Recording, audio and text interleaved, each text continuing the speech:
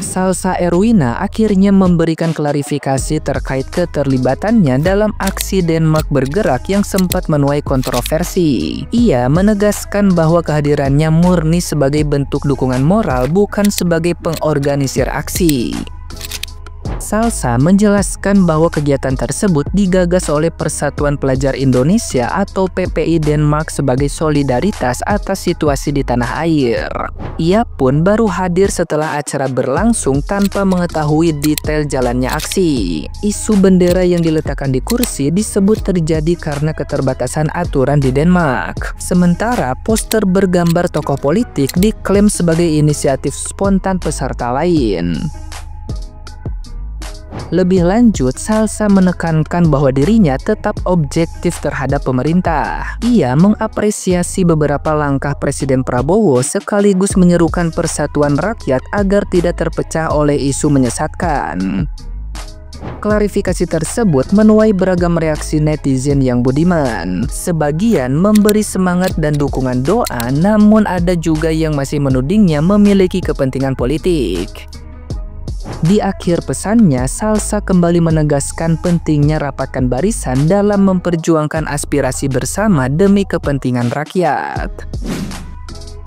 Tiap hari ada aja gebrakannya gitu. Nah, ini yang lagi rame adalah demonstrasi Denmark bergerak yang dilaksanakan atau diorganisir sama Persatuan Pelajar Indonesia di Denmark. Kronologisnya itu, teman-teman PPI ini membuat aksi solidaritas Denmark bergerak untuk juga ikut menunjukkan gitu ya bagaimana situasi di Indonesia dan juga ikut menyuarakan tuntutan-tuntutan kita terhadap pemerintah. Mereka menjalankan ini, mau organisir ini sendiri, dalam artian mereka dengan organisasinya patungan untuk beli bunga, patungan untuk ngeprint, mereka ngurus sendiri tuh izinnya pemerintah Denmark dan lain sebagainya. Mereka mengundang semua diaspora yang ada di Denmark. Dan aku sendiri sampai hari H itu nggak pernah konfirmasi kalau aku mau datang atau enggak. Acara tuh dimulai dari jam 1 sampai jam 4. Aku tuh baru datang jam 2.30 karena aku tuh dari kota lain gitu kan, ke Copenhagen. Mereka pun nggak tahu kalau aku mau datang dan aku pun nggak tahu apa yang akan terjadi di demonstrasi itu. Aku datang sebagai bentuk support dan dukungan karena teman-teman yang masih muda-muda ini punya kepedulian yang luar biasa terhadap bangsa Indonesia. Nah, ada beberapa kritik ya yang terjadi dari demonstrasi itu. Yang pertama adalah peletakan bendera di atas kursi. Nah, teman-teman, ini adalah plan demonstrasinya ya. Memang tempatnya itu nggak ada tempat lain, itu di jalan umum, di tempat yang sangat ramai, di jalan umum, nggak ada tempat lain untuk naruh bendera itu. Dan di Denmark, kita itu nggak boleh mengibarkan bendera lain selain bendera Denmark gitu. Kecuali mungkin benderanya ditaruh di satu tempat itu nggak apa-apa, makanya ditaruh di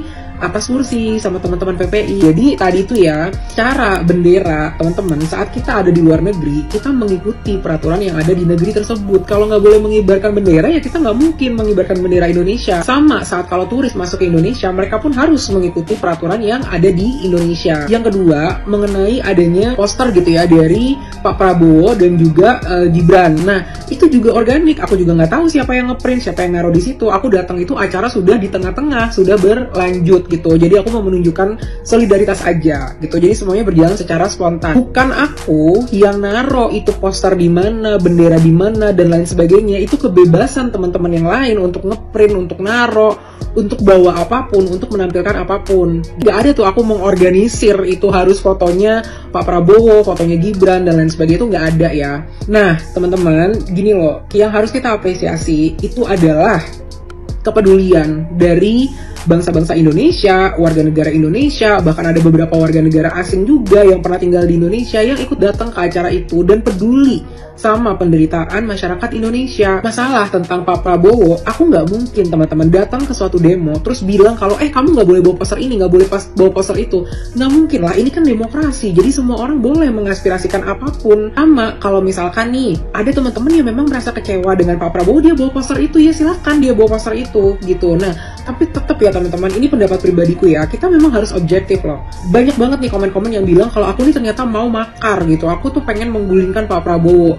Silahkan ditonton segala konten-konten aku, segala video-video aku nggak pernah sekalipun bilang lengserkan Pak Prabowo atau bilang kalau Pak Prabowo itu harusnya nggak. Nah, gimana nih menurut netizen yang terhormat? Silahkan berkomentar ya. Lu turun ke jalan sampai memberikan aspirasi yang katanya mewakili suara masyarakat. Tapi yang lu bawa itu malah foto presiden. Yang gue sedikit bertanya-tanya nih, kan yang ngetok palu kan bukan Bapak Presiden. Kenapa yang ditampilkan itu Bapak Presiden?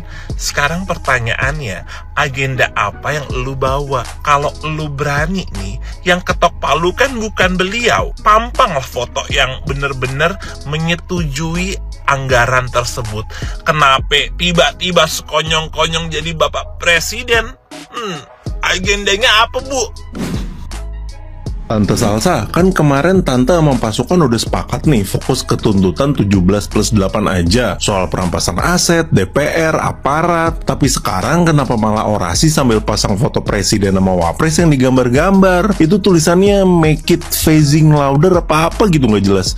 Terus digambar tuh kayak sambil nutup kuping. Terus di bawahnya ada foto-foto para korban meninggal karena demo kemarin. Harusnya yang dipajang di situ kan fotonya Bu Puan Maharani, Ketua DPR. Terus fotonya Pak Listio Sigit. Karena tuntutan 17+8 itu kan harusnya fokus ke DPR sama aparat kan. Di 17+8 itu kagak ada bahas presiden sama wapres soalnya. Sekarang malah jadi geser bahas presiden sama bilang pembungkaman. Maksud Tante nih gimana? Mau fokus ke tuntutan 17+8 atau mau menggulingkan presiden? Ngomong aja Tante biar kita gak bingung.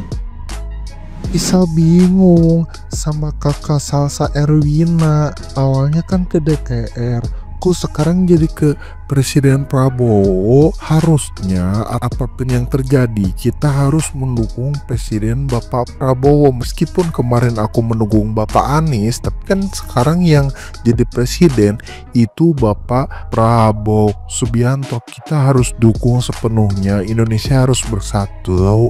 Ini kakak maksudnya kok kemana ini? Aku jadi bingung. Yang tadinya aku respect, sekarang aku jadi kecewa. Tolong buat teman-teman yang sepemikiran sama Isal, follow Isal. Kalau misalnya kalian sepemikiran sama Isal, karena aku jadinya berpikirnya kemana-mana nih Kak Salsa yang cantik jadi tak.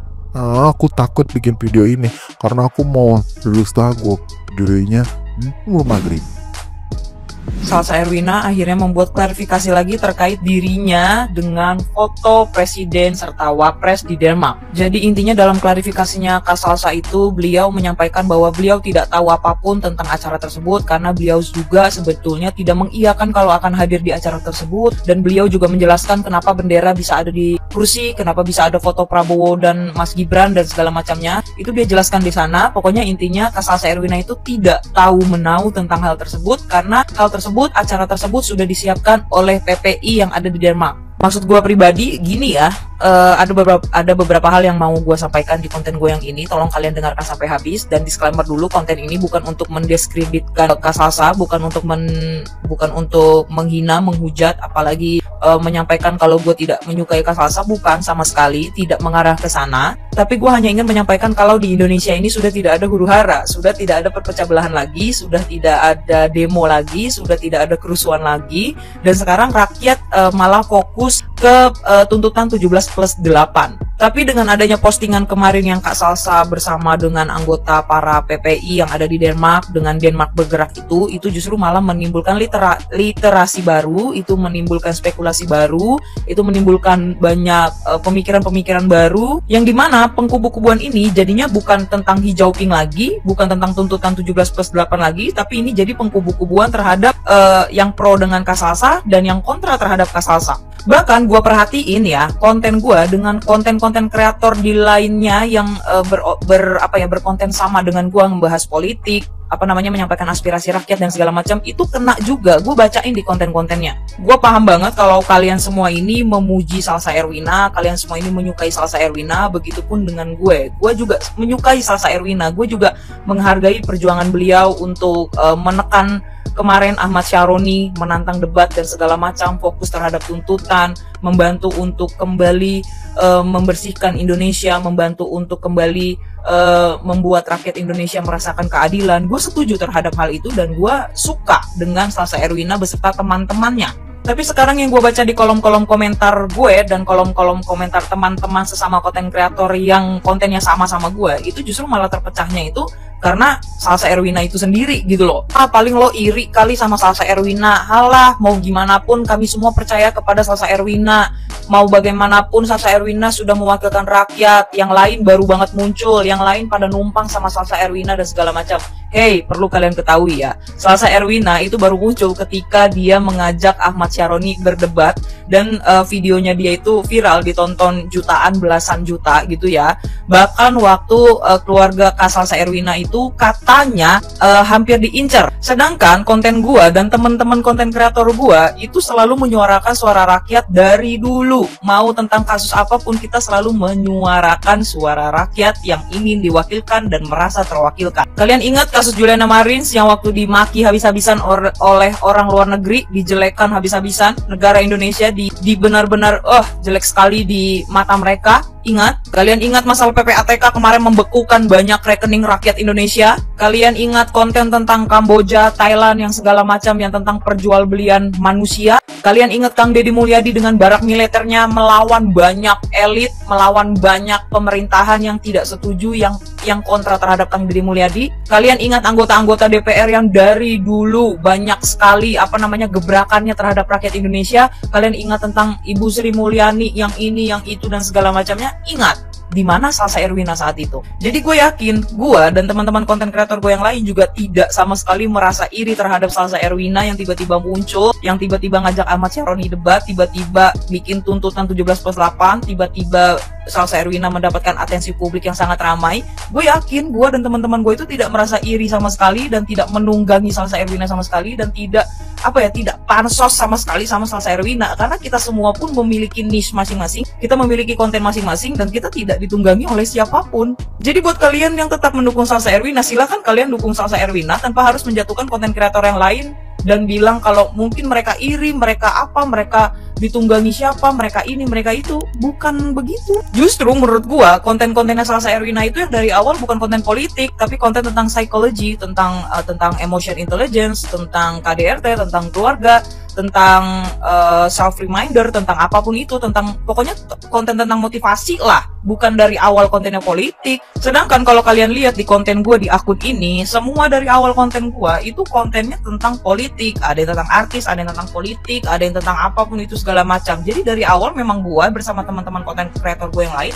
kontennya udah politik dari awal, dari sebelum ada si Salsa Erwina viral ini. Dan satu hal yang perlu kalian ingat ya, Salsa Erwina itu tinggalnya di Denmark, tinggalnya di luar negeri. Dia tidak merasakan langsung bagaimana penderitaan rakyat Indonesia seperti kita-kita yang merasakan langsung pajak naik, BBM naik, pemerintahan seperti apa, rakyat ketidakadilannya seperti apa dan segala macam. Salsa Erwina itu hanya melihat lewat layar. Tapi balik lagi, dia tidak merasakan langsung sengsaranya rakyat Indonesia seperti apa. But overall, thank you Kak Salsa Erwina karena tetap bersuara untuk membela rakyat Indonesia. Suatu saat kalau Kak Salsa punya waktu luang, ayo kita bisa video call, ayo kita bisa live bareng mungkin di TikTok. Bahkan kalau Kak Salsa bisa ke Indonesia, mungkin kita bisa nongkrong bareng, bisa ngobrol bareng dan segala macamnya. Salam kenal dari saya.